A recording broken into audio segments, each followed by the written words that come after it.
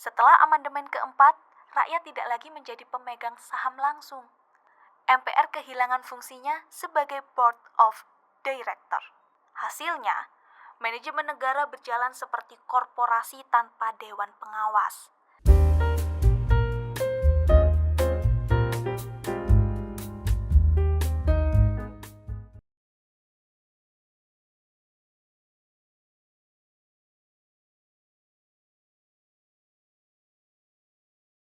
Pernahkah kamu merasa bahwa sekuat apapun kita bekerja, ujung-ujungnya uang tetap mengalir ke segelintir orang yang sama?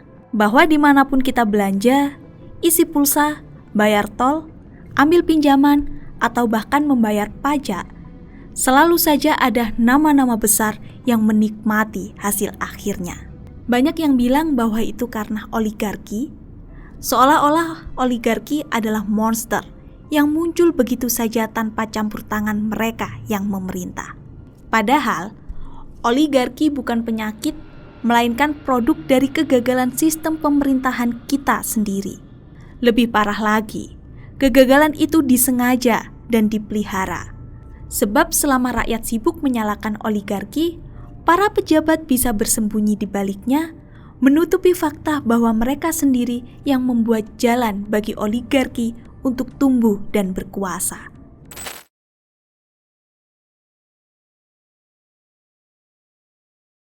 Masalah utamanya bermula dari buruknya manajemen negara. Setelah amandemen keempat Undang-Undang Dasar 1945, struktur kenegaraan Indonesia berubah total.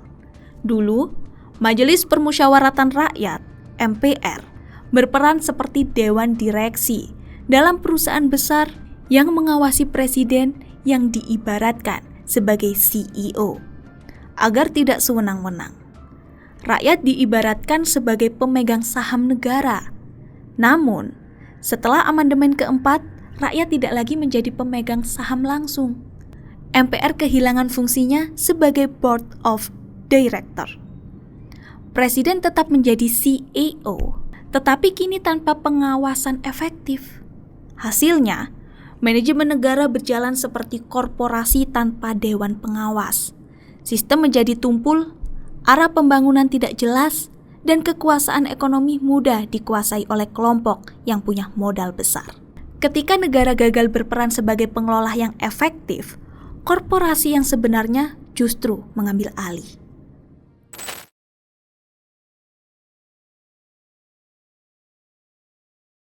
Jangan salah, oligarki tidak muncul untuk melawan pemerintah. Mereka justru lahir dari persekutuan dengan kekuasaan itu sendiri. Mereka membiayai kampanye para pejabat, menyusun undang-undang, bahkan menempatkan orang-orangnya di parlemen dan kabinet. Sebagai imbalannya, pemerintah memberi konsesi tambang, proyek infrastruktur, monopoli impor, dan berbagai kemudahan fiskal bagi oligarki. Itu sebabnya tak ada pemerintahan di era modern yang benar-benar memerangi oligarki. Semua hanya memainkan sandiwara populis, menuding oligarki di depan publik sambil berbisnis dengan mereka di belakang layar. Oligarki bukan ancaman bagi kekuasaan. Justru mereka adalah mitra yang membuat kekuasaan bertahan.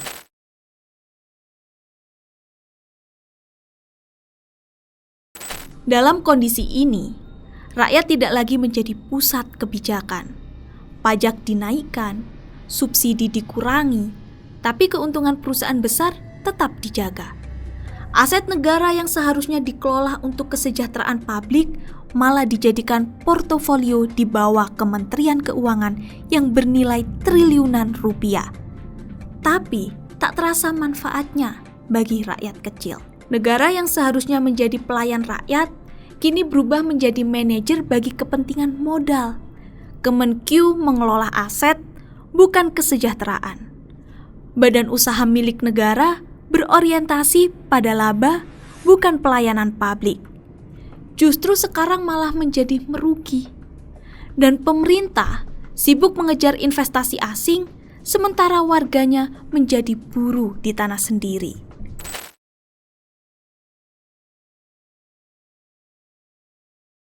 Menurut data terbaru 10% orang terkaya menguasai 73% kekayaan nasional.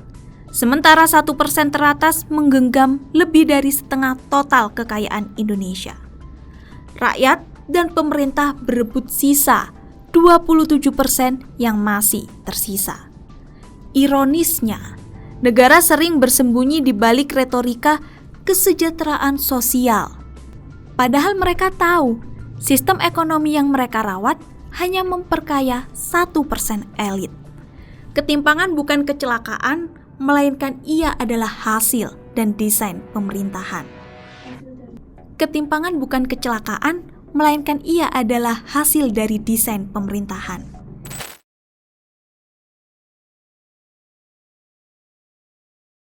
Selama ini, oligarki dituding sebagai biang keladi dari segala ketimpangan.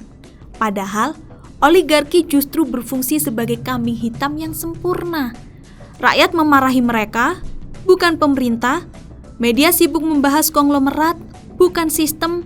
Sementara penguasa tetap aman di kursi mereka, berlindung di balik dalih kami juga korban oligarki.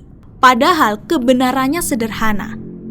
Tanpa izin, perlindungan, dan persengkokolan kekuasaan, oligarki tak akan pernah bisa hidup. Begitupun sebaliknya, pada akhirnya tercipta lingkaran setan.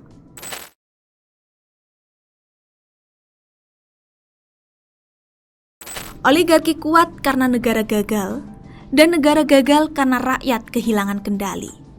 Sudah waktunya rakyat kembali menjadi pemegang saham sejati Republik ini, bukan hanya nama di pembukaan Undang-Undang Dasar 1945. Melalui musyawarah kenegarawanan nasional, 4 pilar bangsa, yaitu kaum intelektual, tokoh agama, TNI atau Polri, dan kaum budaya, harus berkumpul untuk merumuskan kembali arah besar Indonesia, salah satunya dengan melakukan amandemen kelima Undang-Undang Dasar 1945. Amandemen ini akan menghidupkan kembali mekanisme pengawasan yang kuat, mempertegas pemisahan antara negara dan pemerintah, dan membangun sistem yang memungkinkan rakyat menjadi pengendali arah negara, seperti pemegang saham dalam perusahaan publik. Dengan begitu, ketika pemerintah gagal atau jatuh, negara tetap berdiri karena negara bukan rezim dan rezim bukan negara. Selama negara dikelola tanpa akuntabilitas, tanpa sistem manajemen yang sehat, dan tanpa pengawasan rakyat, oligarki akan terus beranak pinak dan kita akan terus membayar harga mahal untuk setiap kegagalan mereka. Karena sesungguhnya, oligarki bukan ancaman terbesar bangsa ini. Ancaman terbesarnya adalah pemerintah yang pura-pura melawan oligarki, padahal diam-diam menjadi bagian darinya.